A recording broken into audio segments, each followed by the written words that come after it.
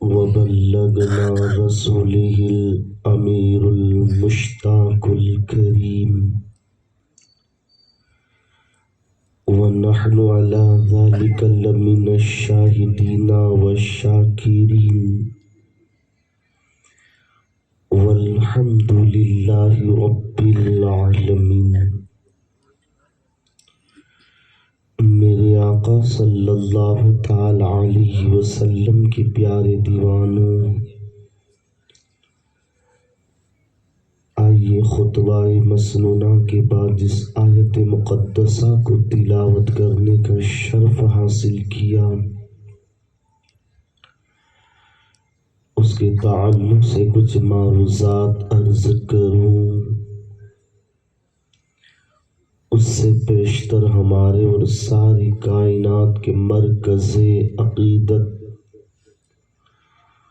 حضور رحمت للعالمین جناب پاک محمد مصطفیٰ روح فدا صلی اللہ تعالی علیہ وسلم کی مقدس بارگاہ میں جس طرح سے میں پڑھاؤں آپ سب مل کر میرے ساتھ حدیث درود و سلام پڑھیں۔ الصلاۃ والسلام علیک یا رسول اللہ، الصلاۃ والسلام علیک یا حبیب اللہ، الصلاۃ والسلام علیک یا نبی اللہ، وعلی آلک و اصحابک یا نور اللہ، صلی اللہ تعالی علیہ وسلم۔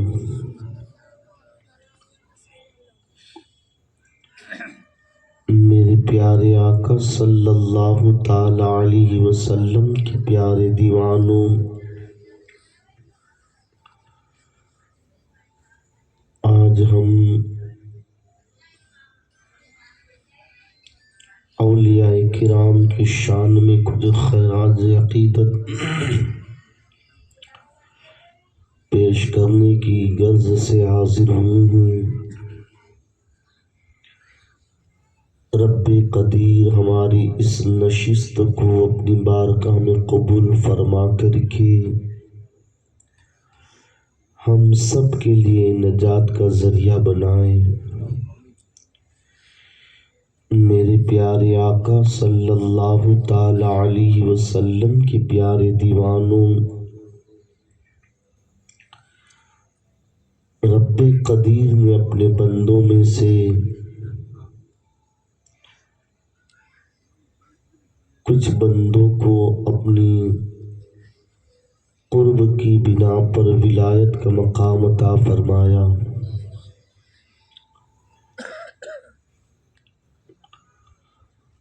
اور ولایت کا مقام عطا فرمانے کے بعد رب قدیر نے اولیاء کرام کی شان ایسی بلند فرمائی کہ سیدنا جبرائیل علیہ السلام کو حکم دیا، اے جبرائیل، میں فلاں بندے سے محبت کرتا ہوں، تم بھی ان سے محبت کرو۔ پھر حضرت جبرائیل علیہ السلام نے جنت کے فرشتوں کو یہ حکم دے دیا، اے جنت کے فرشتوں، رب قدیر فلاں بندے سے محبت کرتا ہے، تم سب اس سے محبت کرنے لگو۔ پھر جنت کے فرشتوں نے زمین پر یہ اعلان کیا اللہ کی مخلوق کو کہ اے اللہ کی مخلوق، رب قدیر فلاں بندے سے محبت کرتا ہے تو تم سب اس سے محبت کرنے لگو۔ تو میرے آقا صلی اللہ تعالی علیہ وسلم کے پیارے دیوانوں، آپ دیکھیں اولیاء کرام سے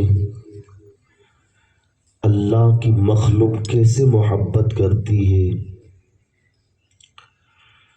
اور ہم بڑے خوش نصیب ہیں کہ ہم بھی اللہ کے نیک بندوں سے، اللہ کے ولیوں سے محبت کرتے ہیں۔ اور جانتے ہو ہم کیوں اللہ کے ولیوں سے محبت کرتے ہیں؟ آؤ میں حدیث مصطفیٰ آپ کی خدمت میں پیش کروں۔ میرے پیارے آقا صلی اللہ تعالی علیہ وسلم کے پیارے دیوانوں، اللہ کے حبیب صلی اللہ تعالی علیہ وسلم ارشاد فرماتے ہیں، جو دنیا میں جس سے محبت کرے گا قیامت کے دن اسی کے ساتھ اسے اٹھایا جائے گا۔ اللہ اکبر۔ اگر دنیا میں رہ کر کے کوئی شخص یہودی نصارہ سے محبت کرتا ہے تو جانتے ہو اس کا حشر یہودی اور نصارہ کے ساتھ ہوگا۔ اور اگر اس دنیا کے اندر کوئی بندہ اللہ کے ولیوں کے ساتھ محبت کرتا ہے تو اسے اللہ کے ولیوں کے ساتھ اٹھایا جائے گا۔ ہم بڑے خوش نصیب ہیں، میرے آقا صلی اللہ علیہ وسلم کے پیارے دیوانوں، اللہ نے ہمارے مقدر میں لکھا ہے کہ ہم اس کے نیک بندوں سے محبت کرتے ہیں، اس کے ولیوں سے محبت کرتے ہیں۔ میرے آقا صلی اللہ علیہ وسلم کے پیارے دیوانوں، رب قدیر نے اپنے ولی کو قوت عطا فرمائی ہے اور طاقت عطا فرمائی ہے۔ ان کا تصرف صرف انسانوں پر ہی نہیں بلکہ اللہ کے ولیوں کا تصرف تو سمندر پہ بھی چلتا ہے، سمندر کی مچھلیوں پہ بھی چلتا ہے۔ اللہ اکبر۔ میرے آقا صلی اللہ علیہ وسلم کے پیارے دیوانوں، ولیوں کا اس دنیا میں ہونا بے حد ضروری ہے، اس لیے کہ اگر دنیا سے ولیوں کو اٹھا لیا جائے تو دنیا کا نظام درہم برہم ہو جائے گا، دنیا میں اعتدال قائم نہ رہے گا۔ اس لیے کہ جب بندہ جرائم کرتا ہے، جب بندہ گناہ کرتا ہے، جب بندہ اللہ کی نافرمانی کرتا ہے، اللہ اکبر، میرے آقا صلی اللہ تعالی علیہ وسلم کے پیارے دیوانوں، آپ جانتے ہو جب ہم گناہ کرتے ہیں رب ناراض ہوتا ہے، جب ہم اللہ کی نافرمانی کرتے ہیں تو رب قدیر ناراض ہو جاتا ہے۔ جب رب ناراض ہوتا ہے تو پھر رب قدیر یہ طے کر لیتا ہے، اب میں باران رحمت کا نزول نہ کروں گا، میں آسمان سے بارش نازل نہ کروں گا، میں زمین سے اناج نہ اگاؤں گا، میں زمین سے پھل اور فروٹ پیدا نہ کروں گا۔ اللہ اکبر۔ اے میرے آقا صلی اللہ علیہ وسلم کے پیارے دیوانوں، آپ جانتے ہو قحط سالی کب آتی ہے؟ قحط اس وقت پڑتا ہے جب دنیا کے اندر جرائم بڑھ جاتے ہیں، قحط اس وقت آتا ہے جب بندے اللہ کی نافرمانی کی طرف بڑھنے لگتے ہیں، جب بندوں کے قدم عیاشیوں کی طرف بڑھنے لگتے ہیں، جب بندے کے قدم مصطفیٰ جان رحمت صلی اللہ علیہ وسلم کے فرمان کے خلاف بڑھنے لگتے ہیں تو بندوں کے اوپر قحط سالی آنے شروع ہو جاتی ہے۔ اللہ اکبر۔ کبھی روزی کے اندر تنگی کا معاملہ پیش آتا ہے، کبھی بارش کی کمی کا معاملہ پیش آتا ہے۔ وجہ کیا ہے آپ جانتے ہو؟ جب بندہ جرائم کر بیٹھتا ہے تو اللہ ناراض ہو کر کے پھر یہ طے کر لیتا ہے، اب میں باران رحمت کا نزول نہ کروں گا، میں آسمان سے بارش نہ برساؤں گا، میں زمین سے اناج نہ اگاؤں گا۔ اللہ اکبر۔ مگر اللہ کے ولی جب اپنے ہاتھوں کو اٹھاتے ہیں، اے رب قدیر میری طرف دیکھ کر کے باران رحمت کا نزول فرما دے، جانتے ہو پھر خالق کے کائنات ہمارے گناہوں کی طرف نہیں بلکہ باران رحمت جو ہے اپنے ولیوں کے ہاتھوں کی طرف دیکھ کر کے باران رحمت کا نزول فرماتا ہے، پھر زمین سے اناج اگاتا ہے۔ پتہ یہ چلا اگر دنیا سے ولیوں کو اٹھا لیا جائے تو دنیا میں اعتدال قائم نہ رکھے گا، دنیا کے اندر جو ہے معاملہ درہم برہم ہو جائے گا۔ اس لیے دنیا میں ولی کا رہنا بہت ضروری ہے۔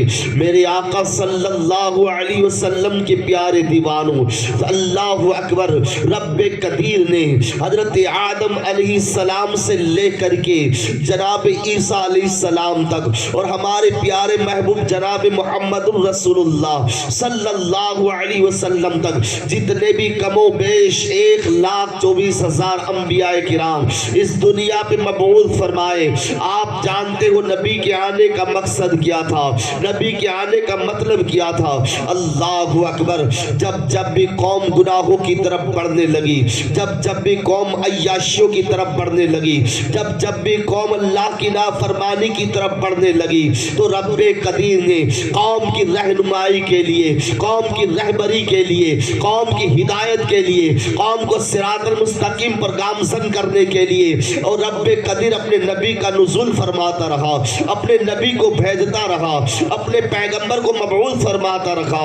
اللہ اکبر، اے میری قوم کے لوگوں، جب بھی قوم بھٹکی ہے اللہ کا نبی تشریف لایا ہے، جب بھی قوم گناہوں کے دلدل کے اندر پھنسی اللہ کا پیغمبر تشریف لایا ہے، مگر حضرت آدم سے لے کر کے ہمارے نبی صلی اللہ علیہ وسلم تک سارے نبیوں کے آنے کا مقصد یہ کی تھا کہ لوگوں کو سیدھی راہ کے اوپر چلائے، لوگوں کو گناہوں سے نکالے، گناہوں کے دلدل سے نکالے، لوگوں کو معبودانہ نے باطل کی پرستش کرنے سے نکال کر کے ایک خدائے واحد کی طرف لا کر کے انہیں کھڑا کرے۔ مگر ہمارے نبی تو آخری نبی بن کر کے آئے، ان پر نبوت کے دروازے بند کر دیے گئے، ان پر جو ہے میرے نبی آخری نبی بن کر کے خاتم النبی بن کر کے تشریف لائے گے۔ اب ہمارے نبی کے بعد کوئی نبی تشریف نہ لائے گا، ہمارے نبی کے بعد کوئی رسول تشریف نہ لائے گا۔ اللہ اکبر، تو نبی کے آنے کا مقصد تو یہ تھا کہ لوگوں کو گمراہیوں سے بچائے، لوگوں کو گناہوں سے بچائے، مگر ہمارے نبی آخری نبی بن کر کے آئے۔ اب نبی تو نہیں آئیں گے تو پھر لوگوں کو گناہوں سے کون بچائے گا؟ اب لوگوں کو برائیوں سے کون بچائے گا؟ اب لوگوں کو جو ہے گناہوں کے دلدل سے کون نکالے گا؟ لوگوں کو صراط المستقیم پر کون گامزن کرے گا؟ اللہ اکبر، جب رب قدیر کی بارگاہ میں یہ سوال ہوتا ہے، میرا رب ارشاد فرماتا ہے میرے بندے گھبرانے کی ضرورت نہیں ہے، میں نے نبوت کا دروازہ بند کر دیا تو کیا ہوا؟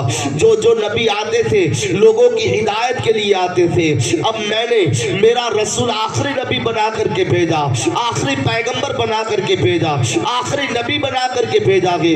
اب میں اس نبی کے بعد کوئی نبی مبعوث نہ کروں گا، کوئی نبی نہیں بھیجوں گا، مگر میرے بندے پریشان نہ ہونا، میرے بندے فکر نہ کرنا، میں نے نبوت کا دروازہ بند کر دیا تو کیا ہوا؟ میں نے ولایت کا دروازہ بند نہیں کرا، میں نے ولیوں کے دروازے کو بند نہیں کرا۔ اللہ اکبر، میرے آقا صلی اللہ علیہ وسلم کے پیارے دیوانوں، اب نبی نہیں آئیں گے، اب ولی آئیں گے۔ جو کام نبی کرتے تھے اب وہ کام اللہ کے ولی کرتے جائیں گے۔ آپ دیکھیں تو صحیح، نبی کے آنے کا مقصد یہ تھا کہ لوگوں کو جو ہے اسلام کے قریب کرے، کلمہ واحد جو ہے لوگوں کے سامنے پیش کرے۔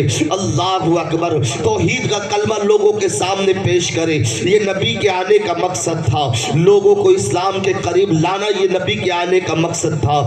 اب وہی کام اولیاء کرام کرتے ہوئے نظر آ رہے ہیں۔ آپ دیکھیں اجمیر کی سرزمین پر جب خواجہ کریم نواز رحمت اللہ تعالیٰ علیہ جب جلوہ فکن ہوتے ہیں، میرے پیارے آقا صلی اللہ علیہ وسلم کے پیارے دیوانوں، خواجہ غریب نواز رحمت اللہ تعالیٰ علیہ نے کتنے کافروں کو اسلام کے اندر داخل فرمایا ہے، اور ہمارے پیرا میرا شیخ عبد القادر جیلانی قطب ربانی پیر لاسانی نے نہ جانے کتنے کفار کو اسلام کے اندر داخل فرمایا ہے۔ اولیاء اولیاء کے آنے کا مقصد یہی رہا ہے۔ اللہ اکبر، میرے آقا صلی اللہ علیہ وسلم کے پیارے دیوانوں، اب دنیا کے اندر اولیاء آتے رکھیں گے، اور جانتے ہو اللہ نے ولیوں کو جو مقام عطا فرمایا ہے، کوئی یہ آسان شے نہیں ہے ولی بن جانا۔ اللہ اکبر، میرے آقا صلی اللہ علیہ وسلم کے پیارے دیوانوں، جب بندے کو رب کا قرب نصیب ہوتا ہے، بندے کو جب رب کی نزدیکی میسر ہوتی ہے، تب جا کر کے ولادت کا مقام حاصل ہوتا ہے، تب جا کر کے وہ مقام ولایت کے اوپر فائز ہوتا ہے۔ اللہ اکبر، میرے پیارے آقا صلی اللہ علیہ وسلم کے پیارے دیوانوں، آؤ میں آپ کو بتاؤں کہ اللہ نے جن جن بندوں سے محبت فرمائی ہے اسے ولایت کا مقام عطا فرما دیا ہے۔ حضرت موسیٰ علیہ السلام کا زمانہ ہے، حضرت موسیٰ علیہ السلام کے دور کے اندر ایک ایسا بندہ اپنی زندگی گزار رہا ہے، ایک ایسا انسان اپنی زندگی بشر کر رہا ہے کہ جس کی وجہ سے محلے کے لوگ بڑے پریشان ہیں۔ اللہ اکبر، آج بھی محلے کے اندر کوئی شریر لڑکا رہتا ہو تو لوگ پریشان ہو جاتے ہیں، لوگ جو ہیں اس سے بڑے حیران ہوتے ہیں، کہتے ہیں اس لڑکے کی وجہ سے یار پورے محلے کے لوگوں کو اس نے خراب کر کے رکھا ہے، محلے کے اندر بے قراری ہے، بے چینی ہے اس کی وجہ سے۔ میرے پیارے آقا صلی اللہ علیہ وسلم کے پیارے دیوانوں، اگر اللہ نہ کرے کسی محلے کے اندر کوئی نوجوان شرابی رہتا ہوگا، آپ ذرا سوچو سارے لوگ اس سے نفرت کرتے ہوں گے اور کہتے ہیں یہ ہمارے محلے کے اندر کہاں سے آ گیا جس نے جو ہے پورے محلے کو بگاڑ کر کے رکھا ہے۔ پیارے آقا صلی اللہ علیہ وسلم کے پیارے دیوانوں، آپ ذرا غور و فکر کریں، شراب ایسی نحوست چیز کا نام ہے کہ اللہ کے محبوب نے فرمایا شراب ایسی ناپاک چیز کا نام ہے کہ اگر شراب کا ایک قطرہ سمجھو کہ کنویں کے اندر ڈال دیا جائے تو شراب کا ایک قطرہ پورے کنویں کے پانی کو ناپاک کر دیتا ہے۔ اللہ اکبر، میرے آقا صلی اللہ علیہ وسلم کے پیارے دیوانوں، آپ ذرا غور و فکر کریں، اتنی ناپاک چیز کو آج ہماری قوم کے کچھ لوگ جو ہیں اور کچھ نوجوان جو ہیں اپنے منہ سے اس ناپاک شے کو لگاتے ہیں، اس ناپاک چیز کو لگاتے ہیں، اور پھر وہ ناپاک چیز اس کے پیٹ کے اندر جب پہنچتی ہے تو میرے آقا علیہ السلام کے پیارے دیوانوں، آپ بتاؤ تو صحیح کہ اس کے پیٹ کو کس طرح سے وہ ناپاک کرتی ہوگی۔ اللہ اکبر، مگر ایسے لوگوں کی محفلوں میں بیٹھ کر کے جو لوگ آوارہ ہوتے ہیں، جو لوگ جو غیروں کی صحبت میں رہ کر کے انہوں نے اپنی نقل و حرکت کو جو ہے غیروں کے طریقے کے اوپر گزارنا شروع کرتے ہیں تو پھر ان لوگ بھی اور نوجوان بھی پھر اسی کی طرح ہو جایا کرتا ہے۔ اللہ اکبر، میرے آقا صلی اللہ علیہ وسلم کے پیارے دیوانوں، تو شراب کے حوالے سے بڑی نحوست آئی ہے، شراب سے بچتے رہیں اور اپنے آپ بھی بچائیں اور اپنے بچوں کو بھی بچاتے رہیں۔ محلے کے اندر اگر کوئی ایک ایسا نوجوان ہوتا ہے جس کی وجہ سے پورے محلے کا نام بدنام ہوتا ہے، اس کا نام سماج میں بھی بدنام ہوتا ہے، قبیلے کے لوگ اس سے نفرت کرنے لگتے ہیں، دوست احباب اس سے جو ہے نفرت کرنے لگتے ہیں۔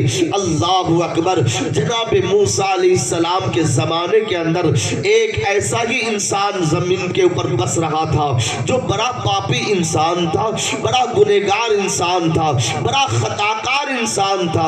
اللہ اکبر، میرے آقا صلی اللہ علیہ وسلم کے پیارے دیوانوں، آپ ذرا اس واقعے کو توجہ کے ساتھ سماعت کریں تو آپ کو پتا چلے گا ہماری زندگی کی صبح و شام بھی گناہوں کے اندر گزر رہی ہے، آج ہماری صبح بھی گناہوں کے اندر، آج ہماری شام بھی گناہوں کے اندر گزر رہی ہے، ایک ایک قدم گناہوں کی طرف بڑھ رہے ہیں۔ کبھی آپ اپنے نامہ اعمال کی طرف جھانک کر کے تو دیکھیں، اللہ اکبر، غیبت کرنے کا گناہ ہمارے دفتر کے اندر موجود ہوگا، کسی کو گالی دینے کا گناہ ہمارے دفتر کے اندر موجود ہوگا، کسی کو چگلی کرنے کا گناہ ہمارے دفتر کے اندر موجود ہوگا، کسی کے حق دبانے کا گناہ ہمارے دفتر کے اندر موجود ہوگا، نمازوں کو ترک کرنے کا گناہ ہمارے دفتر کے اندر موجود ہوگا۔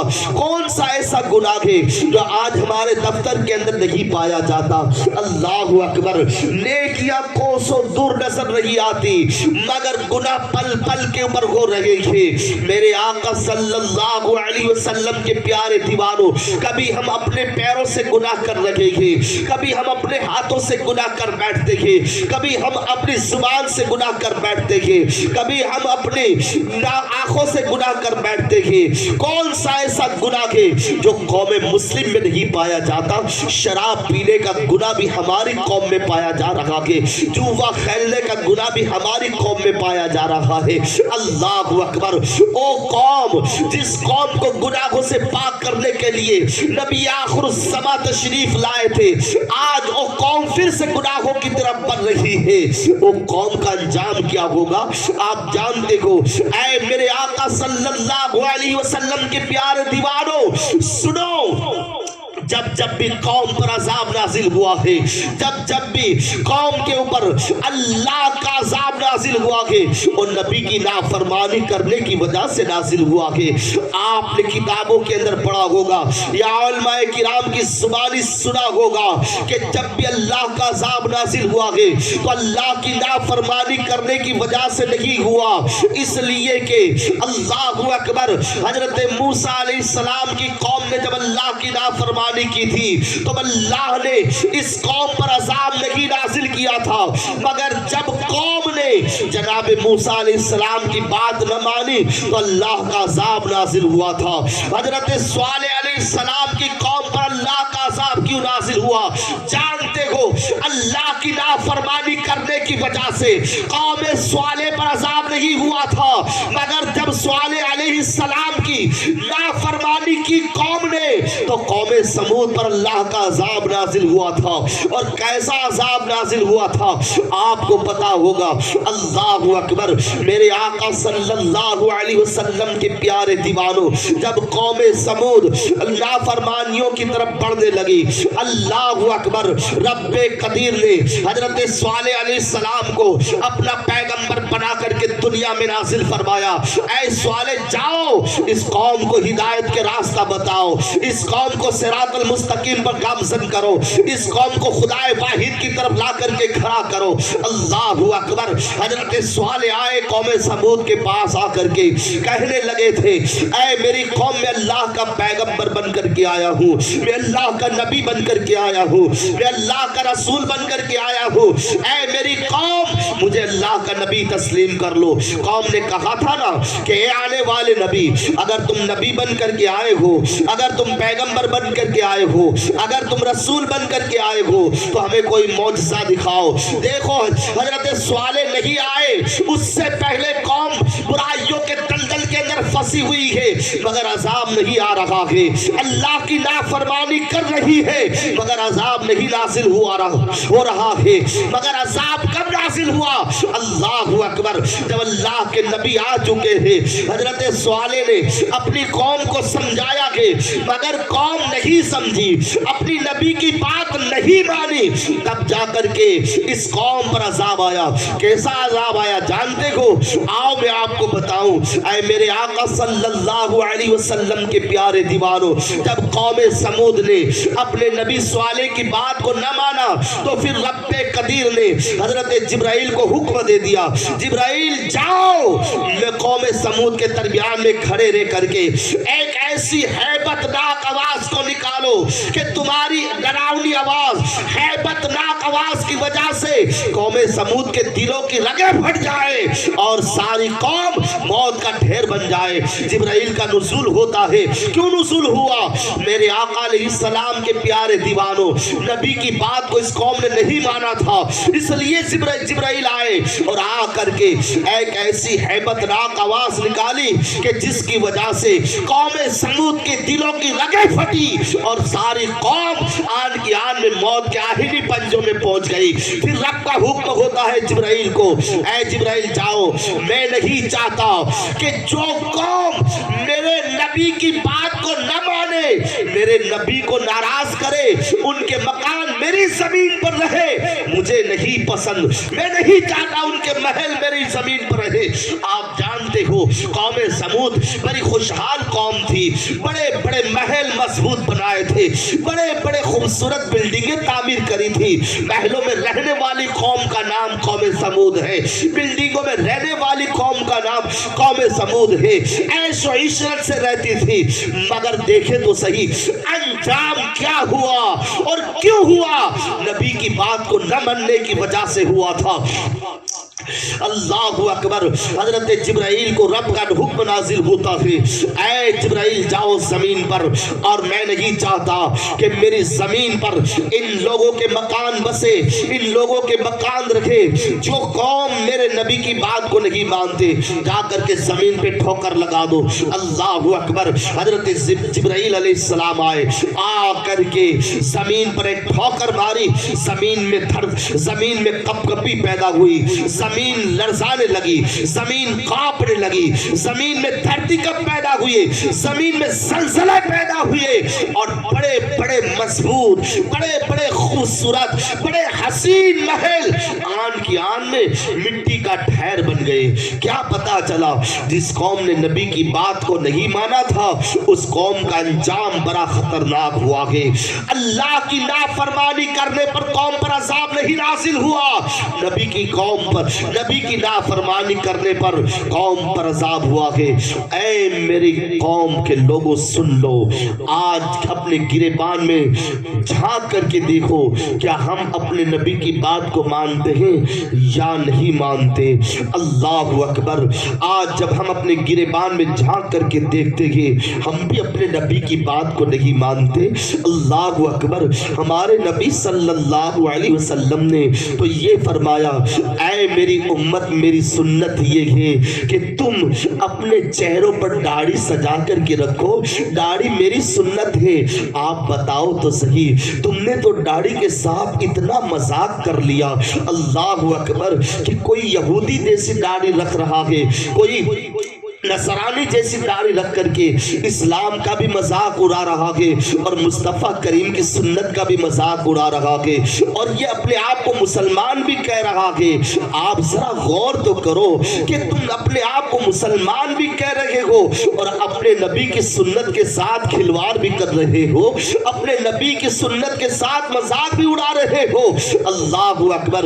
کسی نے اتنی کم داڑھی رکھی جسے خشخشی داڑھی کہی جا رہی ہے, وہ بھی حرام ہے, اور کسی بدقسمت نے اپنے چہرے سے بالکل کے داڑھی نکال کر کے گندی نالیوں میں بہا دی. قریب آ جاؤ.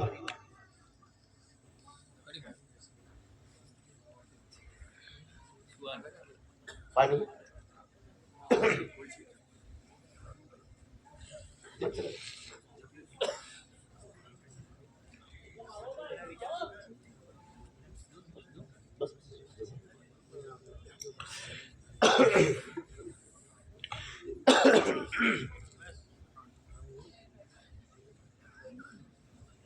پڑھ دو.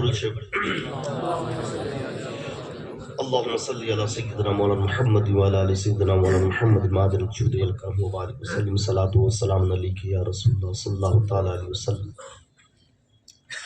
میرے آقا صلی اللہ تعالی علیہ وسلم کے پیارے دیوانوں, آپ ذرا غور کرتے چلیں کہ جس رسول نے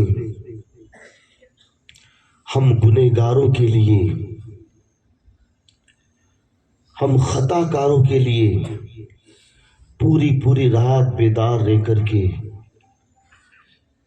ہماری بخشش کی دعائیں کی, اور آج ہم نے اس کا صلہ کیا دیا, یہی دیا نا کہ آج بھی ہم قبر انور کے اندر مصطفیٰ کریم کو اذیت پہنچائیں. آپ کبھی سوچو تو صحیح, ہم حجام کی کرسی پر بیٹھ کر کے جب اپنے چہروں کے اوپر استرے چلاتے ہوں گے اور وہ داڑھی کہ جس کے حوالے سے اللہ کے محبوب فرمائے کہ داڑھی کے ایک ایک بال کے اوپر اللہ کے ستر ستر فرشتے رہتے ہیں جو ہماری مغفرت کی دعا کرتے ہیں. ارے اس داڑھی کو اگر ہم نکال کر کے گندی نالیوں میں بہا دیتے ہوں گے میرے رسول کے دل پر کیا گزرتی ہوگی؟ کبھی سوچا آپ نے؟ آپ یہ تصور کرتے ہیں کہ ہم اپنے چہرے سے داڑھی نکال دیں گے ہم بڑے خوبصورت لگیں گے. ارے ہمارے رسول سے زیادہ دنیا میں خوبصورت کوئی ہو ہی نہیں سکتا اور رب نے کسی کو پیدا ہی نہیں کیا. اگر یوسف علیہ السلام کو حسن ملا کے تو ہمارے محبوب کا صدقہ ملا ہے. تو یوسف علیہ السلام کے حسن کا عالم یہ تھا کہ اگر آپ پانی پیتے تو حلق سے پانی جب پیٹ کے اندر اترتا اس طرح سے پانی اترتے ہوئے نظر آتا جس طرح سے کانچ کی بوتل میں پانی رکھا ہو. ایسا حسن اللہ نے یوسف کو عطا فرمایا تھا. مگر یہ بھی مصطفیٰ کریم کا صدقہ تھا. تو جب یوسف علیہ السلام کو حضور کا صدقہ ملا تو حضور کو اللہ نے کیسا حسن عطا فرمایا ہوگا. تو اللہ کے محبوب اتنے حسین تھے مگر چہرے کے اوپر کتنی پیاری داڑھی تھی. آپ دیکھیں اگر داڑھی سے چہرہ حسین نہ لگتا تو کبھی اللہ اپنے محبوب کو چہرے پہ داڑھی رکھنے کا حکم نہ دیتا. جناب آدم سے لے کر کے ہمارے نبی اور 1,24,000 سے زائد صحابہ میں سے کوئی آپ ایسا بتا دیں کہ جن کے چہرے پہ داڑھی نہ تھی. داڑھی سے چہرے کا حسن چہرے میں نکھار آتی ہے اور آپ اس حسن کو اپنے چہرے سے نکال کر کے گندی نالیوں میں بہانے سے بھی گریز نہیں کرتے. کبھی آپ سوچے تو صحیح. تو میرے آقا صلی اللہ علیہ وسلم کے پیارے دیوانوں جب بھی اللہ کا عذاب قوم پہ آیا ہے تو رب کی نافرمانی کرنے کی وجہ سے نہیں بلکہ نبیوں کی نافرمانی کرنے کی وجہ سے عذاب آیا ہے. آج ہم اپنے نبی کی ایک ایک قدم پر نافرمانی کر رہے ہیں. اللہ کے محبوب نے ہمیں نماز پڑھنے کا حکم دیا مگر ہم نہیں پڑھ رہے. روزہ ہم پر فرض کیا گیا مگر کئی ایسے نوجوان کہ ماہ رمضان کے اندر بھی ایسے ہی دوپہر کو تمہیں کھاتے ہوئے نظر آئیں گے جیسے وہ غیر رمضان میں کھاتے پیتے نظر آتے ہیں. نہ تو ہم نے رمضان کا احترام کیا نہ ہم نے روزوں کی پابندی کی. اور عذاب یہ نہیں کہ آسمان سے پتھر برسائے جائے، یہ عذاب نہیں کہ سیلاب کے ذریعے لوگوں کو پانی میں بہا دیا جائے. عذاب اللہ کا یہ بھی ہے کہ گھر کے اندر تنگدستی ہو، گھر سے بیماریاں ختم نہ ہو، وبائیاں ختم نہ ہو، دل کو بے قراری قرار کہیں نصیب نہ ہو، دل کو سکون میسر نہ ہو، کہیں دل لگتا نہ ہو، باپ بیٹے کی جمتی نہ ہو، ماں بیٹی کے اندر دشمنی ہو، رشتہ تار تار ہو چکا ہو، یہ سب اللہ کی طرف سے عذاب ہے۔ اور یہ کیوں آ رہا ہے؟ اپنے نبی کی باتوں پر عمل نہ کرنے کی وجہ سے۔ میرے آقا صلی اللہ علیہ وسلم کے پیارے دیوانوں، اولیاء کرام اسی مقصد کے لیے اس دنیا میں آئے۔ آپ دیکھیں بڑے بڑے اولیاء کرام کی تاریخ آپ پڑھیں، دین کی تبلیغ کے لیے، دین کی اشاعت کے لیے انہوں نے اپنا وطن چھوڑا، اپنا گھر بار چھوڑا، بیوی بچے چھوڑ کر کے، اور دین کی اشاعت کے لیے، دین کی تبلیغ کے لیے یہ گاؤں گاؤں شہر بشہر پھرتے رہے تاکہ لوگوں کو اسلام کی دعوت پہنچائے۔ میرے پیارے آقا صلی اللہ علیہ وسلم کے پیارے دیوانوں، حضرت ظفر مظفر بابا رحمت اللہ تعالی علیہ بھی محمود غزنوی علیہ رحمہ کے لشکر میں دین کی تبلیغ کے لیے تشریف لائے تھے، اور آ کر کے انہوں نے یہاں اسلام کو بسایا، ہم تک اسلام پہنچایا۔ اب ہمارا فریضہ ہے کہ ہم اسی اسلام کو اپنی آنے والی نسلوں تک پہنچا سکیں۔ تو ہم یہ اسلام اپنی آنے والی نسلوں کو کیسے پہنچائیں گے؟ جبکہ ہم اسلام کے طریقے کے اوپر عمل کریں گے، جب ہمارا کردار اسلامی ہوگا، جب ہماری رفتار اسلامی ہوگی، جب ہمارا کریکٹر اسلامی ہوگا، ہماری لائف اسلام کے طریقے کے اوپر گزرتی ہوگی، تو آنے والی نسل اسلام کے طریقے پر عمل کر سکے گی۔ اور اگر آج ہم نے یہودی نصارہ جیسی شکل بنا کر کے رکھی، اللہ کے رسول صلی اللہ علیہ وسلم کی ایک حدیث مبارکہ سناؤں کہ جب بچے کی ولادت ہوتی ہے، مفہوم عرض کروں، تو جب بچے کی ولادت کے بعد بچے کو اثر اس کے ماں باپ کے کردار سے ہوتا ہے، اور جس طرح سے اپنے ماں باپ کو دیکھتا ہے پھر وہ اسی طریقے کے اوپر عمل کرتا ہے۔ آپ نے بہت سی جگہ کے اوپر دیکھا ہوگا کہ اگر باپ بسٹول پی رہا ہے تو کہیں نہ کہیں بچہ چھپ کر کے بھی بسٹول پیتا ہوا تمہیں نظر آئے گا۔ کیوں؟ یہ اپنے باپ کی نقل کر رہا ہے۔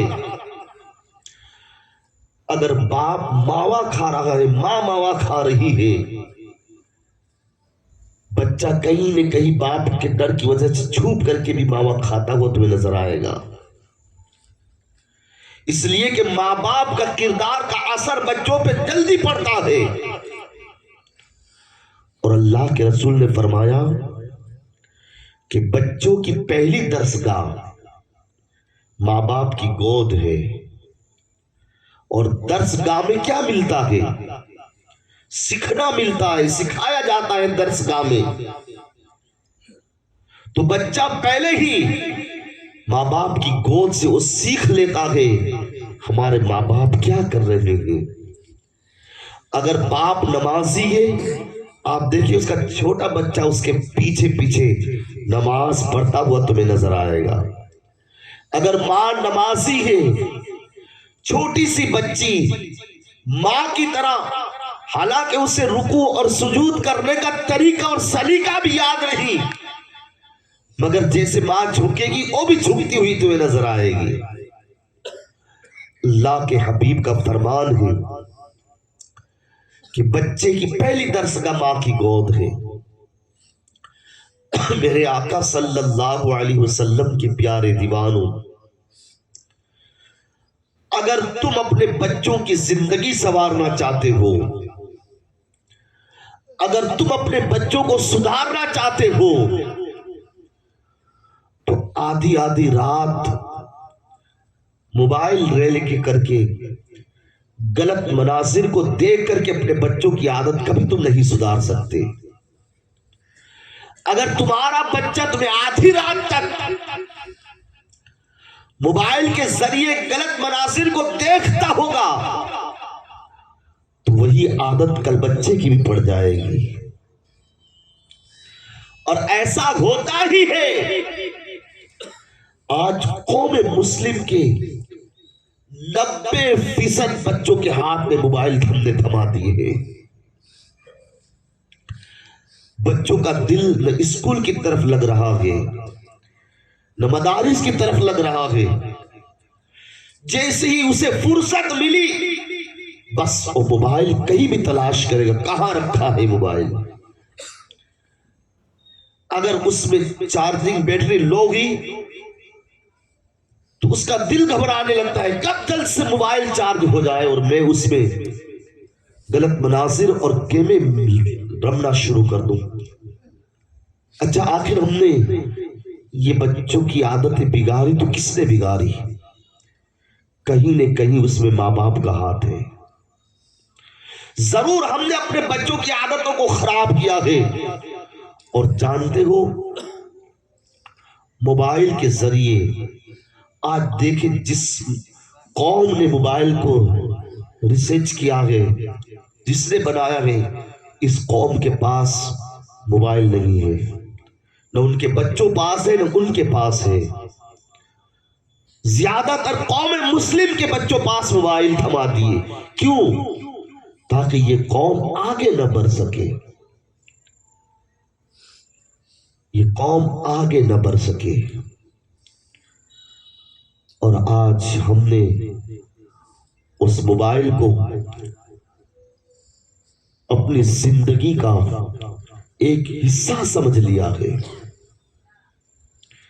حالانکہ یہ ہمارے بچوں کے لیے بڑا خطرناک ہے۔ میرے آقا صلی اللہ علیہ وسلم کے پیارے دیوانوں، ہمیشہ یاد رکھیں،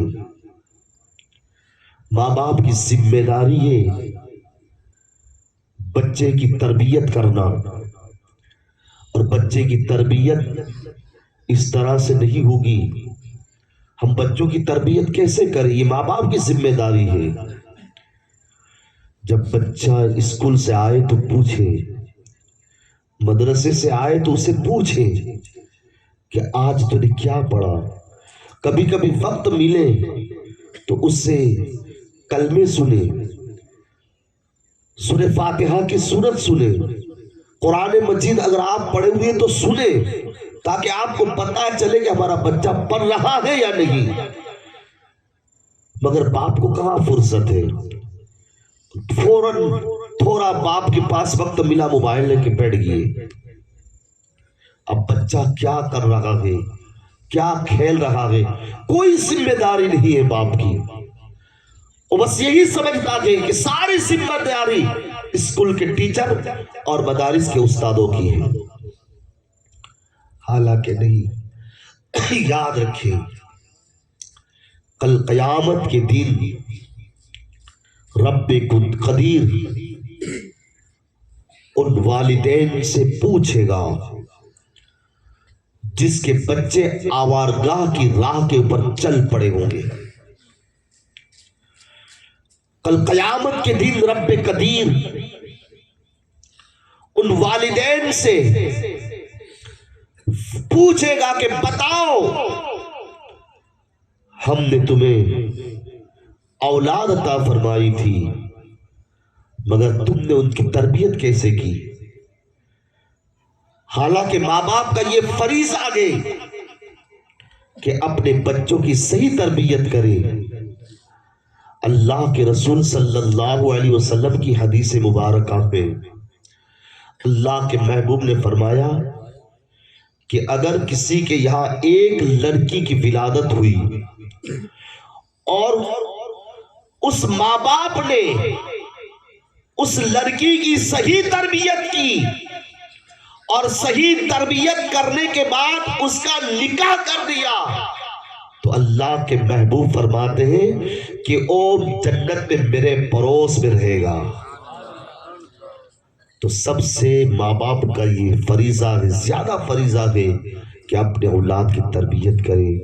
میرے آقا صلی اللہ علیہ وسلم کی پیارے دیوانوں، رب قدیر کی بارگاہ میں دعا ہے خالق کائنات ہمیں ہر وقت اولیاء کرام کے آستانے سے وابستہ رکھے اور مصطفیٰ جان کریم رؤوف الرحیم صلی اللہ علیہ وسلم کی سنتوں پر عمل کرنے کی توفیق عطا فرمائے. وما علینا الا البلاغ المبین. صلاۃ و سلام کے لیے کھڑے ہو.